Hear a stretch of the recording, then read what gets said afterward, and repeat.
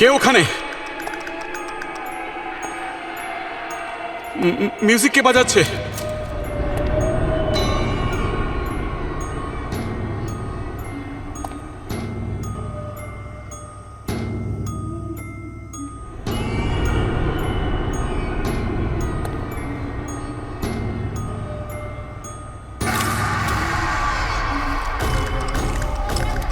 কে ওখানে?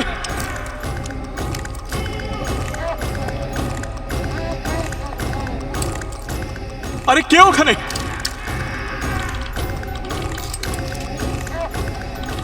কে?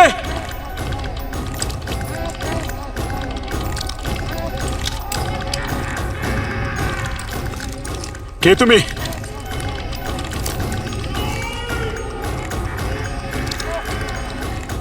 কে তুমি?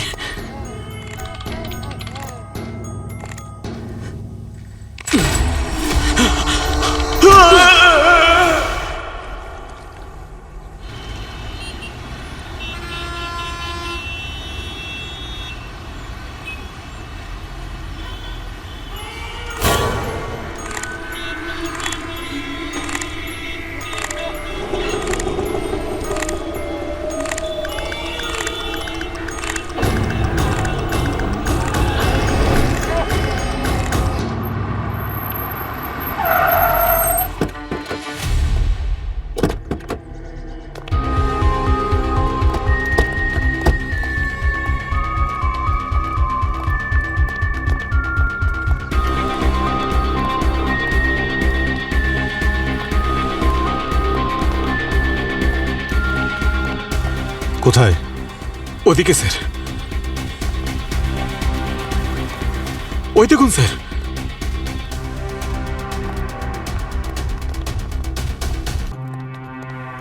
মাই god,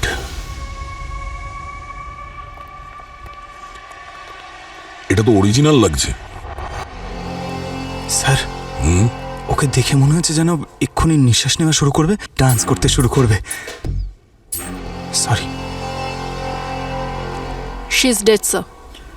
madam, ও যদি বেঁচে থাকতো তাহলে আমি থোড়ি বেঁচে থাকতাম।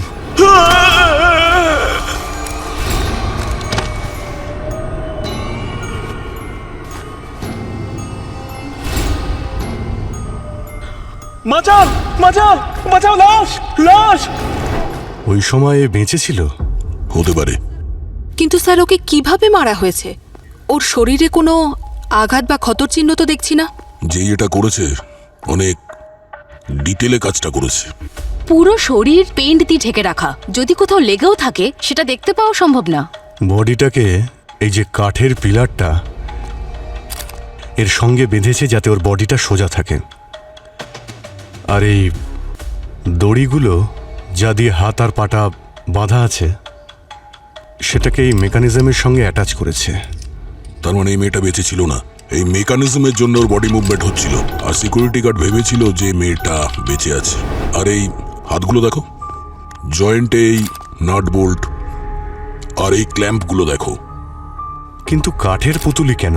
কেউ একে মেরে কাঠের পুতুল বানিয়ে এভাবে ঝুলিয়ে দিয়েছে। কেউ এত কষ্ট কেন করবে?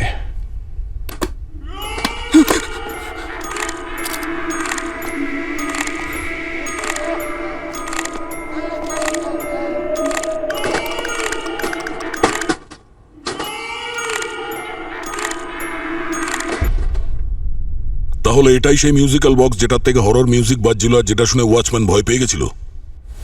তার মানে হলো খুনি শুধু খুনি করতে চায়নি, কোনো স্টেটমেন্টও দিচ্ছে। স্যার, স্যার এই দেখুন, ওর বাঁ হাতে 6টা আঙুল আছে আর ডান হাতে 5টা, মোট 11টা আঙুল। কি বললেন ম্যাম? 11টা আঙুল? কেন, চেনো তুমি ওকে? হ্যাঁ স্যার, একজন আয়েশা নামের মেয়ে, ওর 11টা আঙুল ছিল।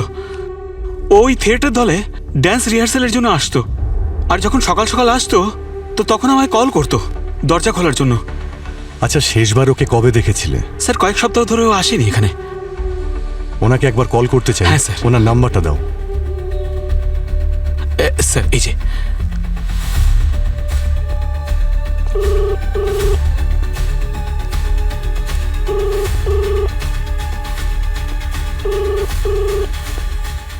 রিং হচ্ছে কিন্তু ফোন তুলছে না।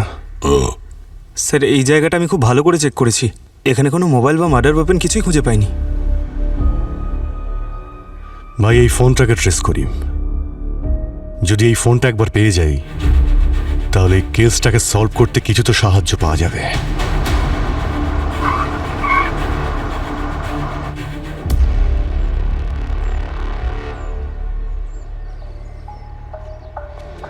লোকেশন তো এই ক্যাফেরই দেখাচ্ছে স্যার। কল করো। রিং হচ্ছে। হ্যালো হ্যালো হ্যালো,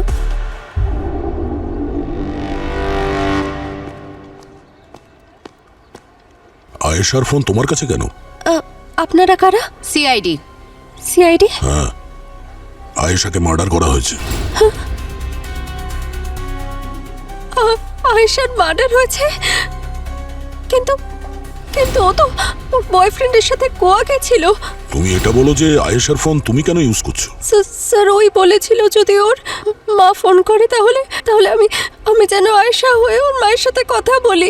আয়েশা হয়ে কথা বলবে কিভাবে? আসলে আমি একজন মিমিক্রি আর্টিস্ট, আমি আয়েশার ভয়েস খুব ভালো নকল করতে পারি। তাই ও বলেছিল যদি ওর বাড়ি থেকে কেউ ফোন করে তাহলে আমি যেন আয়েশা হয়ে কথা বলি, যাতে ওরা সন্দেহ না করে। ভীষণ প্রিয় বন্ধু মনে হচ্ছে স্যার, সেই জন্য। আয়েশার বয়ফ্রেন্ডকে চেনো তুমি? না, শুধু শুধু নামটা জানি, অবিনাশ। আয়েশার ওর সাথে একটা থিয়েটার গ্রুপে পরিচয় হয়েছিল। অবিনাশ?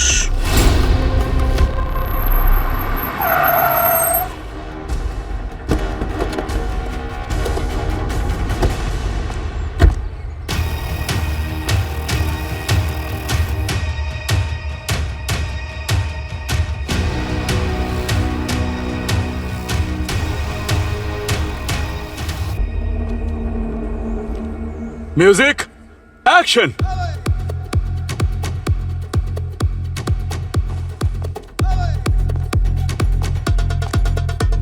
কাট cut cut cut cut cut cut. কি করছিস অবিনাশ? স্টেপ তো অন্তত রিদমে ফেল রে ভাই। অবিনাশ, 1 মিনিট।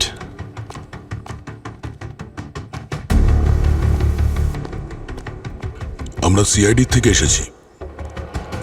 আয়েশা কোথায়? আয়েশা জানি না স্যার, অনেকদিন ওর সাথে দেখা হয়নি। কিরকম বয়ফ্রেন্ড তুমি? হ্যাঁ, তোমার গার্লফ্রেন্ড কোথায় তুমি জানো না? হ্যাঁ, দেখো আমরা তোমার আর আয়েশার ব্যাপারে সব কিছুই জানি। আমরা এটাও জানি শেষবার তুমি ওকে গোয়াতে নিয়ে গিয়েছিলে। শেষবার মানে স্যার? কেন তুমি জানো না আয়েশা মার্ডার হয়েছে? কি বলছেন স্যার? কবে, কিভাবে? প্রশ্ন আমরা করব, তুমি উত্তর দেবে, ঠিক আছে? বলো। স্যার আমি আর আয়েশা গোয়া যাওয়ার প্ল্যান করেছিলাম 13 তারিখে, আর সেদিন আমার সাথে সন্ধেবেলায় ও দেখাও করবে বলেছিল, কিন্তু ও আসেনি স্যার। স্যার আমার খুব রাগ হয়েছিল আর আমার অনেক টাকা নষ্ট হয়ে গিয়েছিল স্যার। তারপর থেকে আমি ওকে আর ফোনও করিনি, ভেবেছিলাম যতক্ষণ ও না ফোন করবে আমি ওর সাথে কথাই বলবো না। আচ্ছা, এই এক্সকিউজ মি, এদিকে এদিকে। এই যে। 1 মিনিট, এদিকে আসুন আপনি।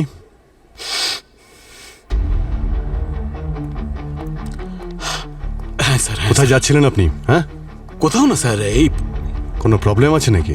সিআইডি কে দেখে একটু ভয় পেয়ে গেছিলাম স্যার। কেন, কিছু করেছেন আপনি? আচ্ছা, কে আপনি?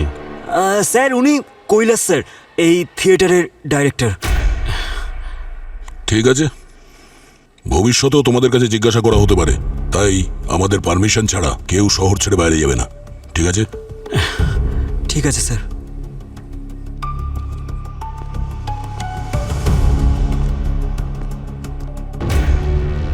এই অবিনাশ আর কৈলাস, এদের দুজনের উপর নজর রাখতে হবে। কিছু তো প্ল্যানিং চলছিল এই থিয়েটারের ভিতরে।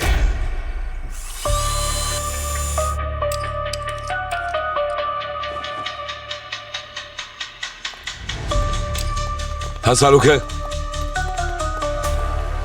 এই কাঠের পুতুলের ব্যাপারে আসল রহস্য কিছু পেয়েছো? হ্যাঁ, কেন পাবো না ভাই? জ্ঞানী গুণী লোকেরা এসেছেন, মুখ দেখাতে হবে তো ভাই। আরে কি স্যার, মুখ দেখার নিয়ম তো বিয়েতে হয়, এখানে কেন হবে? পঙ্কজ,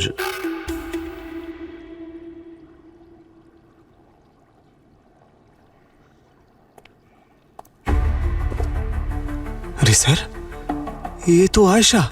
যার খুন হয়েছে মুখটা তো তারই হবে, তাই না পঙ্কজ? স্যার, একটা কথা ঠিক, প্রথমে খুনি আয়েশাকে অজ্ঞান করেছে আর তারপর একে খুন করেছে, আর যখন এ মরে গেছে তখন একে পুতুল সাজিয়েছে। স্যার, আয়েশার বডিতে এই নাটস আর বোলস এত পারফেক্টলি ফিট করা হয়েছিল, এই কাজটা যে খুনি করেছে তাকে কাঠপুতুল তৈরিতে 100 নম্বর দেওয়া যায়। আর আয়েশার বডিতে এই যে পেন্টিং এর কোটিং করা হয়েছে, এটা নিয়ে আপনি কি বলতে পারবেন? বলছি, এই দেখো বস, এইটা দেখতে পাচ্ছ? আয়েশার বডিটাকে 3টে লেয়ারে পেন্ট করা হয়েছে। 3টে লেয়ার। তিনটে লেয়ারে? খুনি কি পেন্টার ছিল নাকি? পেন্টার ছিল কিনা সেটা বলতে পারবো না, কিন্তু খুব পারফেক্ট ছিল। এ ভালো করে জেনে শুনে 3টে লেয়ার তৈরি করেছে। প্রথম লেয়ারটা এমন কেমিক্যাল দিয়ে করেছে যাতে পচন না ধরে। দ্বিতীয় কেমিক্যালটা এই জন্য লাগিয়েছে যাতে বডিটা একদম স্টিফ থাকে, একদম স্টিফ।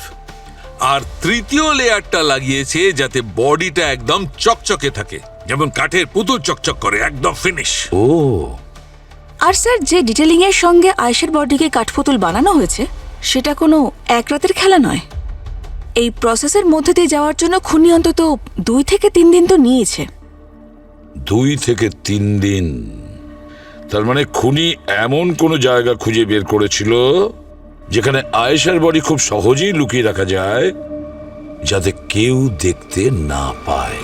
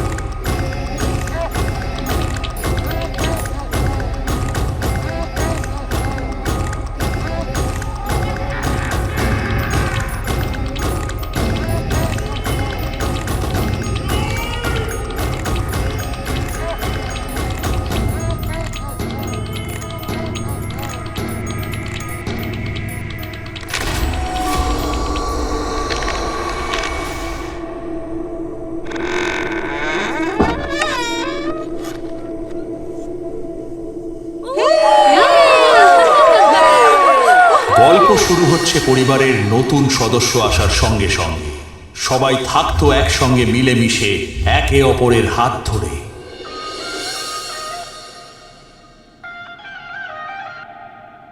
তারপর সময় পাল্টে গেল, ভাগ্যেরও পরিবর্তন হলো। ধীরে ধীরে আপন মানুষেরাই শত্রু হয়ে গেল।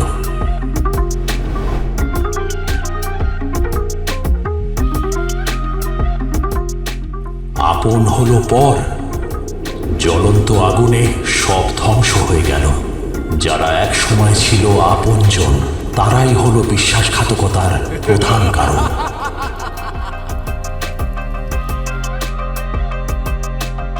সব পুড়ে হলো ছাই, ছাই, ছাই।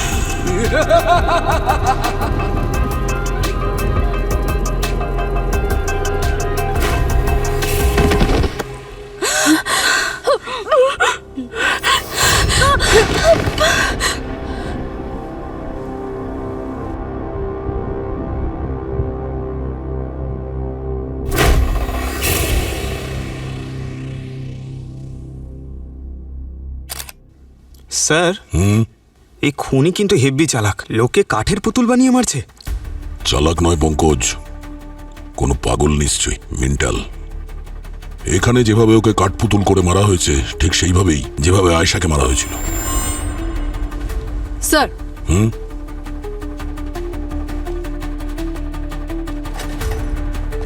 বলো। স্যার, ওরা বডিকে সবার প্রথমে দেখেছে। প্রথম থেকে বলো কি হয়েছিল এখানে। স্যার, আমরা সবাই এখানে পারফরমেন্স করছিলাম আর এখানে ফেক আগুন লাগার কথা ছিল, কিন্তু ক্লাইম্যাক্সের এটাই পার্ট ছিল যে প্রফেসর এখানে দাঁড়িয়ে থাকবেন শুধু, কিন্তু উনি সাডেনলি পড়ে গেলেন। তারপরে দেখলাম উনি মারা গেছেন। স্যার, এগুলো সব কুমার স্যারেরই প্ল্যান ছিল আর আমরা অনেক দিন ধরে প্র্যাকটিস করছিলাম। একই ধরনের মার্ডার, ঠিক একই রকমের পারফেকশন, 100% কোনো সিরিয়াল কিলারেরই কাজ। একটা গান কোরিওগ্রাফ হচ্ছে না, কালকেই পারফরমেন্স।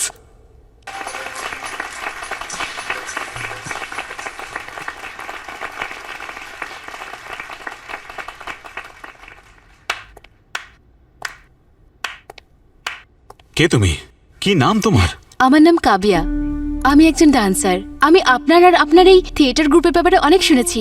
আমি অনেক চেষ্টা করেছি আপনার এই গ্রুপ জয়েন করার, কিন্তু স্যার আমি অনেক চেষ্টা করেও আপনার কাছে অবধি পৌঁছতেই পারিনি। স্যার, আমি শুধু আপনার কাছে ডান্স শিখতে চাই, আমাকে শুধু একটা সুযোগ দিন। আমি কথা দিচ্ছি আপনাকে হতাশ করব না। ঠিক আছে ঠিক আছে ঠিক আছে, তুমি আমাদের গ্রুপ জয়েন করতে পারো। Thank you sir, thank you so much. ঠিক আছে, কিন্তু মনে রেখো তোমাকে এখনো অনেক প্র্যাকটিস করতে হবে। হ্যাঁ স্যার।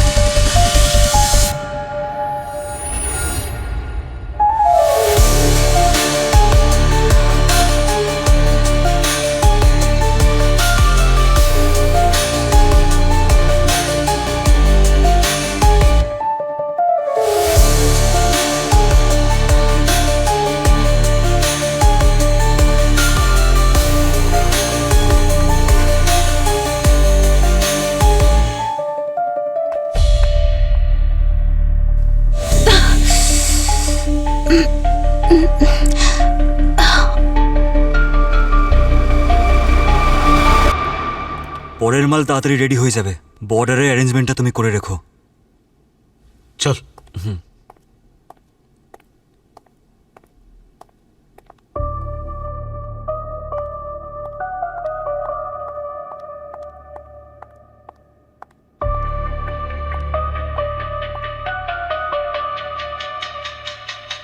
হ্যালো, দয়া স্যার।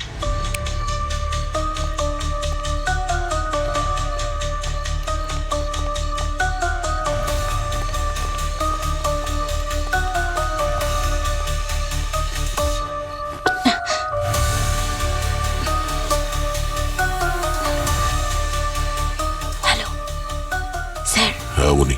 কৈলাস আর অবিনাশ এক্ষুনি কৈলাসের অফিস থেকে কোথাও একটা বের হলো। অফিসের ভেতরে গিয়ে খুব ভালো করে তল্লাশি করো, হয়তো আমাদের কোনো কাজের জিনিস ওখানে পেয়ে যেতে পারো। Right sir.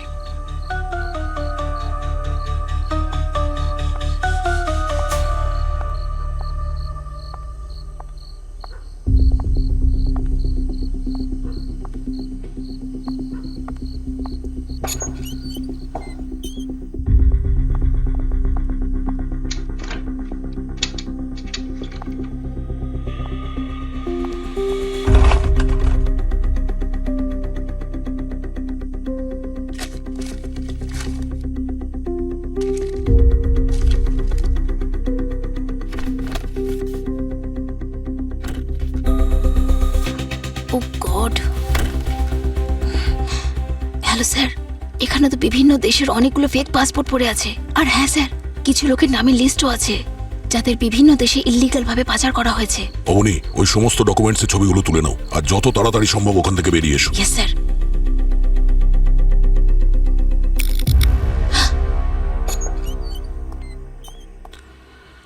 কাব্যা, কি করছো এখানে? আমার নাম কাব্যা নয়, অবনী। তাহলে নিশ্চয়ই তুমি ডান্সারও নও। সিআইডি।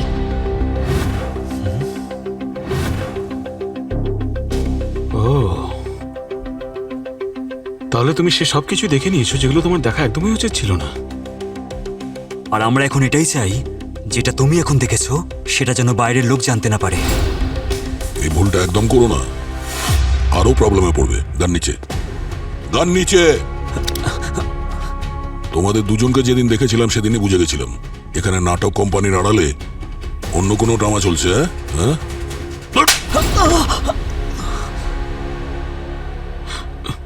স্যার, আমরা থিয়েটারের আড়ালে ট্রাফিকিং এর কাজ করি। ইন্টারন্যাশনাল শো এর নামে মানুষকে আমাদের থিয়েটার গ্রুপে চান্স দেই, তাদের থেকে টাকা নেই আর তারপর তাদের ইন্ডিয়ার বাইরে পাঠিয়ে দিই। যখন ফেরত আসে তখন কেউ জিজ্ঞাসা করে না ওদের ব্যাপারে? না স্যার, কেউ যদি জিজ্ঞেস করে তাহলে আমরা বলি যে বাইরে গেছে, এবার ওরা জানে আর ওখানকার পুলিশ। আয়েশার সাথে কি করেছিলে তোমরা? স্যার, যেই রাতে আমি আর আয়েশা গোয়া যাওয়ার প্ল্যান করছিলাম, সেই দিন সন্ধেবেলা ও আমার আর কৈলাস স্যারের মধ্যে প্ল্যান ডিসকাস করা শুনে ফেলেছিল। আমাদের মধ্যে খুব ঝগড়াও হয়, তারপর ওখান থেকে পালিয়ে যায়। আমি ওকে ফলো করতে করতে যাই, কারণ যাতে ও পুলিশের কাছে গিয়ে কমপ্লেন না করে, কিন্তু ও একটা গাড়িতে বসে সেখান থেকে চলে যায়। কিরকম গাড়ি ছিল? ওটা একটা সিলভার কালারের গাড়ি ছিল, আমি নাম্বারটা দেখতে পাইনি। Silver colour. আয়েশার বডি পাওয়া যায় একটা বন্ধ হওয়া মিলে, আর কুমারের বডি একটা লোকাল থিয়েটার হলে। স্যার, যতই দুটো বডি দুটো আলাদা জায়গায় পাওয়া যাক না কেন, কিন্তু খুন করার পদ্ধতি একই। কিন্তু অভিজিৎ, আয়েশা আর কুমারের মধ্যে একটা মিল আছে, সেটা হলো ওরা আর্টিস্ট। আয়েশা একজন ডান্সার আর কুমার একজন সূত্রধর, মানে স্টোরি টেলার। স্যার, এটা কোনো সিরিয়াল কিলিং এর কেস নয় তো, যেখানে খুনি পারফর্মারদের টার্গেট করছে আর তারপর ওদের কাঠের পুতুল করে দিচ্ছে? হ্যাঁ, কিন্তু খুন করার পরে কাঠের পুতুলি কেন বানাচ্ছে ডেড বডিগুলোকে, এটাই তো বুঝতে পারছি না। স্যার, স্যার, আয়েশা আর কুমারের মধ্যে একটা কমন লিঙ্ক পেয়েছি। কি? স্যার, গত মাসে ন্যাশনাল পারফরমেন্স আর্ট অ্যাসোসিয়েশনে একটা অ্যাওয়ার্ড ফাংশন হয়েছিল, যেখানে আর্টিস্টদের অ্যাওয়ার্ড দেওয়া হয়েছিল। সেখানে এরা দুজন অ্যাওয়ার্ড পেয়েছিল। আর এই ফাংশনটা কে অর্গানাইজ করেছিল? মিসেস করিশ্মা নামের কেউ। করিশ্মা? স্যার, হ্যাঁ। আয়েশা যে গাড়িতে বসেছিল তার ডিটেলস পাওয়া গেছে। ওটা কোনো ক্যাব নয়, বরং একটা প্রাইভেট কার। এগুলো হচ্ছে তার পেপারস। এই কার কোনো মহেশের নামে রেজিস্টার আছে। তো তাই স্যার, আমি ওই মহেশের বাড়িতে গিয়েছিলাম, কিন্তু এখন সেই বাড়িতে আর কেউ থাকে না। একটা কাজ করো, ওর ব্যাপারে ডিটেলসে খোঁজ নাও। ও কে, কোথায় থাকে, কি করে। ওকে, তাড়াতাড়ি। Yes sir.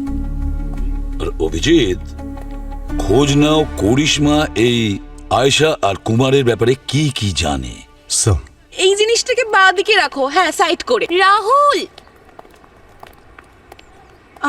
Make it perfect. Welcome team CID. আমি তো আশা করছিলামই যে আজ না হলেও কাল টিম সিআইডি আমার এই জগতে ঠিক পদার্পণ করবেন। আপনার রিসেন্ট কেসটা কিন্তু বেশ শোরগোল ফেলে দিয়েছে আমাদের এই আর্টিস্টিক গ্রুপে। একজন মানুষের ফিলিংসকে কাট তার সাথে জড়িত দড়ির সংযোগ ঘটানো, এটা নিশ্চয়ই কোনো শিল্পীই পারেন, যেমন আপনাদের সেই খুনি। অনেক কিছু জানেন মনে হচ্ছে আপনি খুনির ব্যাপারে, মিস করিশ্মা। এত ফর্মালিটিস কিসের? আমাকে শুধু করিশ্মা বলুন। আর হ্যাঁ, আমাদের সার্কেলে যখন কোনো নতুন ডেভেলপমেন্ট হয় সেটাকে জানা আমারই কাজ। সে যে কেউ হোক না কেন, ও শুধু মার্ডার করছে না, সে ক্রিয়েট করছে। যেমন সৃষ্টি করার আগে রচনা করা হয়। আপনি দেখেছেন যেভাবে ওই খুনি ওই দুজন ভিকটিমকে পজিশনে রেখেছিল? ওটা শুধু খুন ছিল না, কোরিওগ্রাফি ছিল। ওয়াও! আপনার কি একটু মায়া দেওয়া নেই? দুজন মারা গেছেন করিশ্মা ম্যাডাম। মারা যায়নি, অমর হয়ে গেছে। করিশ্মা দেবী, এটা বলুন যে যখন দুটো খুন হলো সেই সময় আপনি কোথায় ছিলেন? আমি আমার ফ্রেন্ডসদের সাথে ছিলাম, পার্টি করছিলাম। আপনাদের ওই খুনি, বা আমি বলতে পারি ওই আর্টিস্ট, কিছু ক্রিয়েট করছেন, হয়তো কোনো পারফরমেন্স। আপনি ওই পারফরমেন্সের ব্যাপারে বলুন যা ওই দুজন ভিকটিম অ্যাটেন্ড করেছিল। আচ্ছা, ওটা একটা ছোট প্রোগ্রাম ছিল যেখানে নতুন ট্যালেন্টেডদের ইনভাইট করা হয়েছিল অ্যাওয়ার্ড দেওয়ার জন্য, যাতে ওরা কাজের প্রতি উৎসাহিত হয়। Nothing special you know. Nothing special. ওই দুজন ভিকটিম আপনার প্রোগ্রাম অ্যাটেন্ড করেছিল, দুজনেরই খুন হয়েছে, আর আপনি বলছেন নাথিং স্পেশাল। আমাদের ছোট্ট একটা কমিউনিটি ইন্সপেক্টর, তাই আমাদের ইভেন্টে মানুষ আসতেই থাকে। আমরা ওই দিনের ইভেন্টের পুরো গেস্ট লিস্টটা চাই। স্যার, আমার অ্যাসিস্ট্যান্ট দিয়ে দেবে।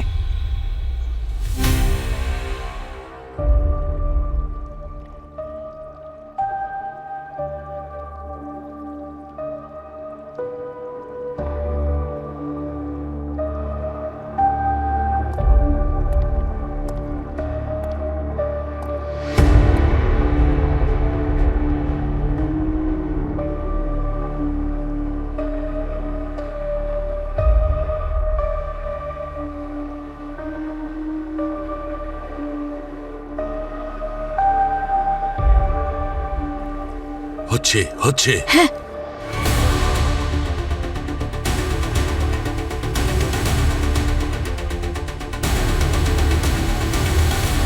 Yes! Yeah! Yeah! ইয়েস।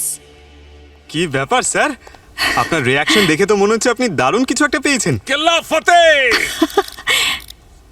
মনে হচ্ছে মাথার প্রবলেমটা আবার হয়েছে। কি বললে? না কিছু না, আরে বলো না কি পেয়েছো। বলবো তো, কিন্তু কিন্তু বলবার আগে আজ একটা কথা বলো। কি? আমি ডক্টর সালুকে খুব ট্যালেন্টেড। এটা কে বললো? তুমি বলেছো? বলেনি তো। না তো? না। ঠিক তো? পয়েন্টে এসো। হ্যাঁ, পয়েন্টে আসছি। বস দেখো, যেভাবে আমি এই আয়েশার বডি থেকে কেমিক্যালগুলো সরিয়েছিলাম, ঠিক সেইভাবে আমি এই কুমারের মুখে কেমিক্যালগুলো লাগিয়েছি। এই কেমিক্যাল কোটিংগুলোকে যখন অ্যানালাইজ করেছি, তখন আমি পেয়েছি লেক আর থার্মোপ্লাস্টিক রিফিলের একটা ইউনিক মিক্সচার। বিশেষ করে খনন কাজে যে সমস্ত জিনিস পাওয়া যায় সেগুলো রেস্টোর করার কাজে আসে। আচ্ছা, আর এইটা থার্মোপ্লাস্টিক রেজিন, বিশেষ ধরনের অ্যাক্রোলাইট A72। গার্গি, এই অ্যাক্রোলাইট A72 কোথায় পাওয়া যায়? স্যার, এটা আমাদের আশেপাশের নর্মাল মার্কেটে পাওয়া যাবে না। এটা লাগলে স্পেশাল অর্ডার দিয়ে আনানো হয়। এটা একদম সেরকম যেমন নোট ছাপানোর জন্য তার পেপার কেনা। অ্যাক্রোলাইট A72। অভিজিৎ, খোঁজ নাও এটা কোথায় পাওয়া যায় আর ভেরি রিসেন্ট কে কিনেছে। আচ্ছা,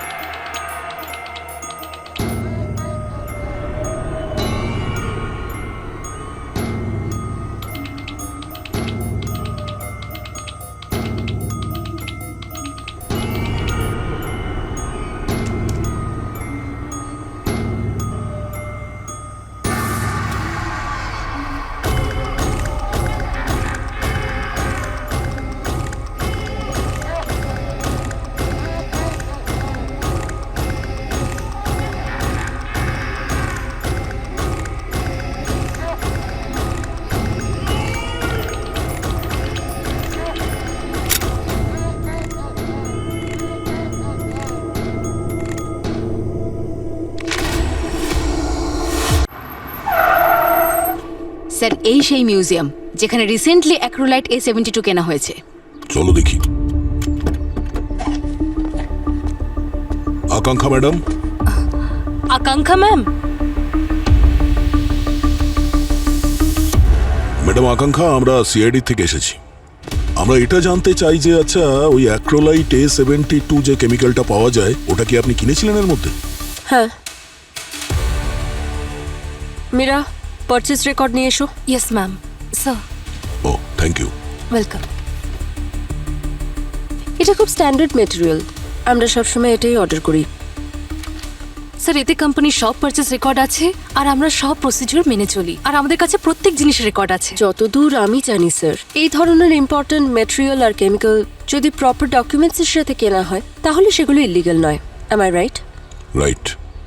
আপনি শুধু এটা বলুন যে 29 jan or 1st Feb রাত্রে আপনি কোথায় ছিলেন? আমি দিল্লিতে ছিলাম, একটা সেমিনার অ্যাটেন্ড করছিলাম। আচ্ছা, মীরা, আমার ফ্লাইট টিকিটস নিয়ে এসো। Yes ma'am. স্যার অবনী,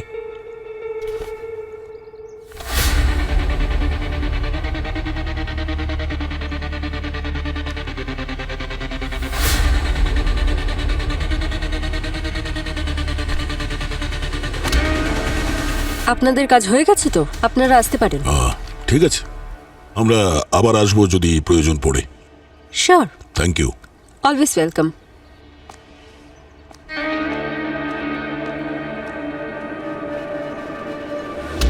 খেয়াল করলে অবনী, ওই টেবিলের ওপরে করিশ্মার ওই অ্যাওয়ার্ড ফাংশনের ছবিগুলো ছিল। ওই অ্যাওয়ার্ড ফাংশনের ইনভাইট লিস্ট তো আমি দেখেছিলাম, কিন্তু সেখানে কোথাও আকাঙ্ক্ষার নাম তো ছিল না। সেটাই তো, ডিপ্রেশনের ওষুধ, পারফেক্ট এভিডেন্স। এই আকাঙ্ক্ষা নিশ্চয়ই কিছু গোপন করছে। নজর রাখো এর ওপরে। হ্যাঁ স্যার।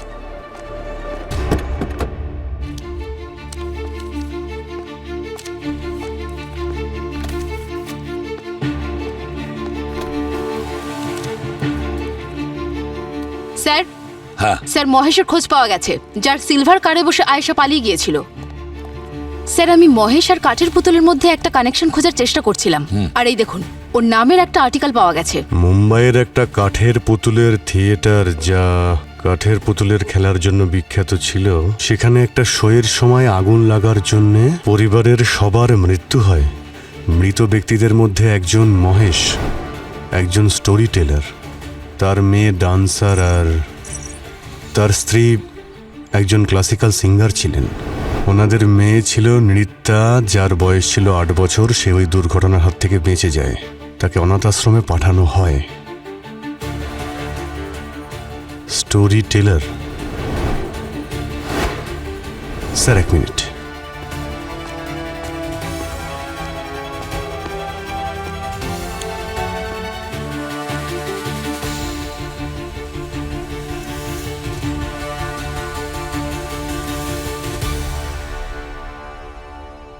স্যার, এই ভিকটিম 1 আয়েশা, ও একজন ডান্সার ছিল, আর ভিকটিম 2 প্রফেসর কুমার, একজন স্টোরি টেলার।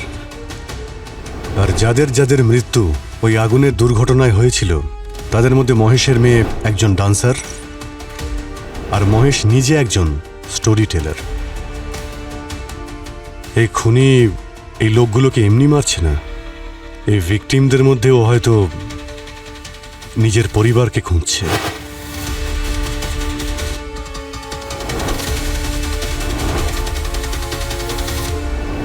তুমি বলতে চাইছো নৃত্যা? হ্যাঁ, নৃত্যা।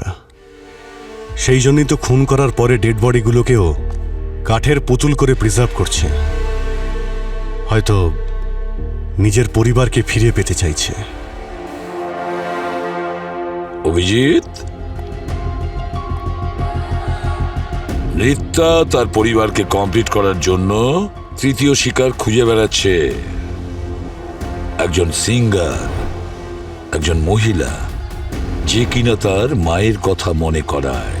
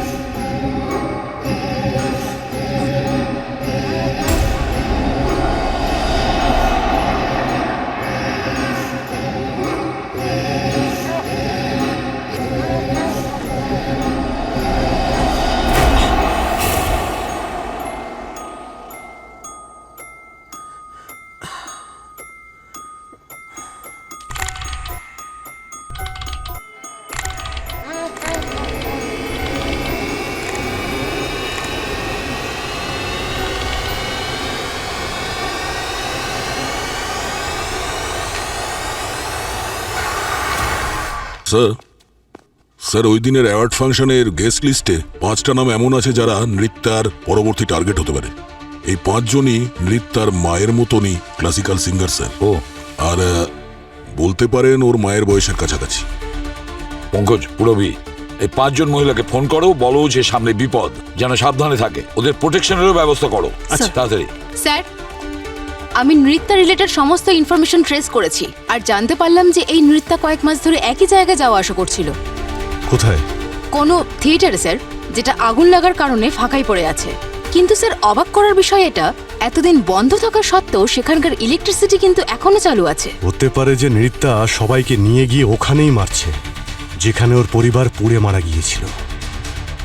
স্যার স্যার 4 জনের সঙ্গে কন্ট্যাক্ট করা গেছে, কিন্তু একজনের সঙ্গে কন্ট্যাক্ট করা যাচ্ছে না। ওর নাম হলো মায়া। মায়া, 5ম জন মায়া।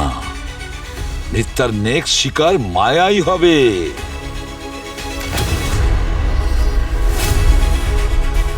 পুরবি, এই মায়ার ফোনের লোকেশন ট্র্যাক করো, জানা তো যাক ওর লোকেশনটা কোথায়। আমাদের হাতে সময় কম, তাড়াতাড়ি।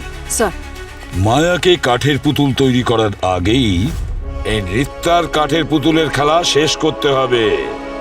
নৃত্যার দড়ি কেটে ফেলতে হবে।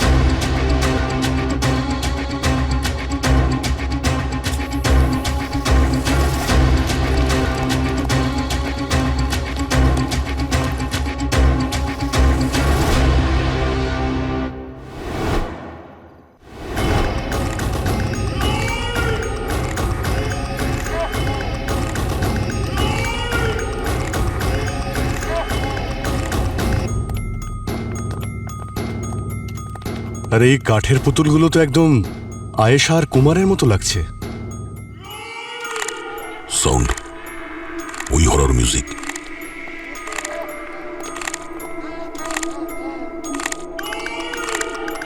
না না না না না, খুব শখ তোমার কাঠপুতুল নাচানোর। এবার তোমার দড়ি আমাদের হাতে। আমার দড়ি কেউ কাটতে পারবে না। ও মীরা ওরফে নৃত্যা। মীরা, আমার পারচেজ রিপোর্ট দেখাও। তো তুমি এই সব খুনগুলো করেছো? আপনারা এটা মার্ডার দেখছেন? আমার মতে এটা পরিবর্তন, সুরক্ষা, ভালোবাসা। আপনারা জানেন, আমার পরিবার পুড়ে মারা গিয়েছিল, আর সেদিন শুধু আমার পরিবারই মারা যায়নি, তার সাথে সাথে পুড়েছিল তাদের প্রতিভা, তাদের স্বপ্ন, সব পুড়ে ছাই হয়ে গিয়েছিল। আমার মায়ের কণ্ঠস্বর, বাবার গল্প বলা, আমার বোনের ডান্স। আপনারা কি জানেন তখন কেমন লাগে যখন নিজের কারোর সাথে যদি এরকম কিছু ঘটে?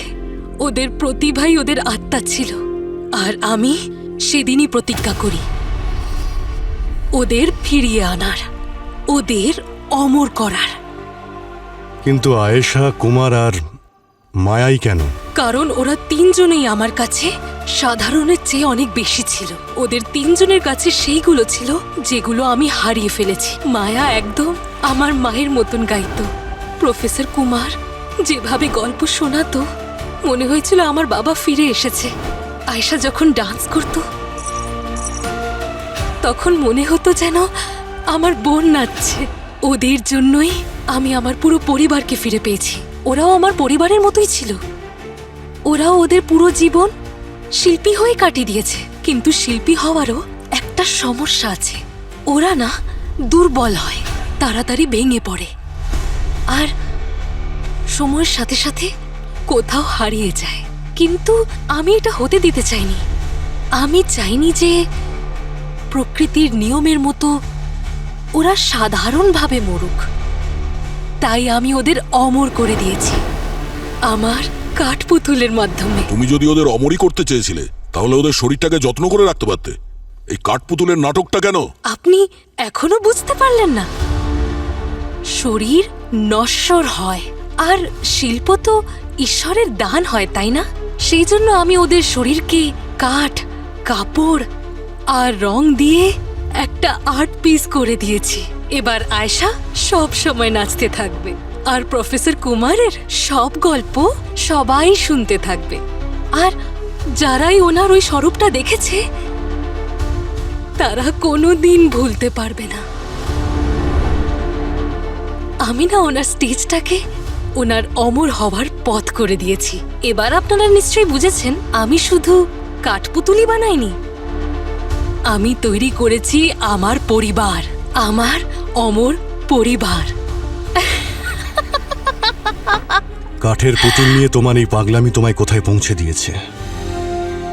তোমার পরিবারের সঙ্গে যা হয়েছিল সেটা একটা অ্যাক্সিডেন্ট ছিল, কিন্তু তুমি একজন শিল্পী হয়ে দুজন নিষ্পাপ মানুষকে খুন করেছ।